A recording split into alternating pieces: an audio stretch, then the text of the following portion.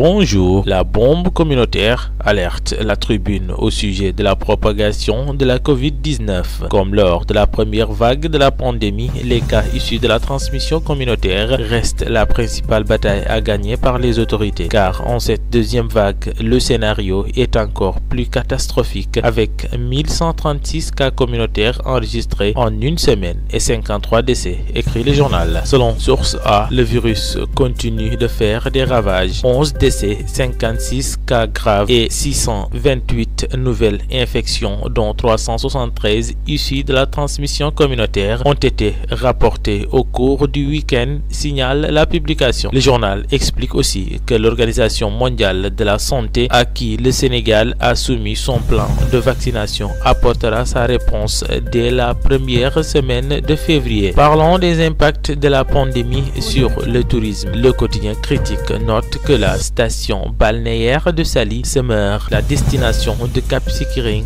close. Le tourisme sénégalais plonge dans la léthargie totale avec la mort programmée de la station balnéaire de Saly, écrit le journal. Les grands réceptifs hôteliers étoilés de cette boîte touristique sont à bout de souffle et tous les corps de métiers liés au tourisme sont à l'arrêt. Une saison sèche continue qui plonge le village traditionnel et ses environs dans léthargie totale, ajoute la publication. Le journal Enquête s'intéresse aux dégâts du couvre-feu sur le secteur de l'économie informelle. Oublié dans le cadre du plan de résilience durant la première vague, asphyxié par la seconde vague de mesures restrictives, les gérants de Tangana, dibiteries, restaurants, fast-food et autres commerçants implorent l'appui du gouvernement pour leur survie. Selon la publication qui affiche à sa une la grogne des sans-voix, les quotidiens se font également écho de l'ampleur des litiges fonciers à l'échec du territoire national. Le Sénégal sur une poudrière affiche à sa une le quotidien qui écrit la cartographie des litiges fonciers et conflits communautaires au Sénégal dressée par la Direction générale de l'administration territoriale a fait état de 307 cas de conflits sur l'étendue du territoire national. Le quotidien parle de terres minées. Les litiges fonciers sont une bombe à retardement d'après un répertoire des litiges fonciers et conflits communautaires mis en place par le ministère de l'Intérieur. Il y en a au moins 307 sur toute l'étendue du territoire dont la résolution nécessite des solutions urgentes, souligne le journal. Pour terminer, Le Soleil donne des retombées de la visite du chef de l'État en Turquie et annonce que le groupe pharmaceutique Adi Ibrahima veut s'implanter au Sénégal. À vos kiosques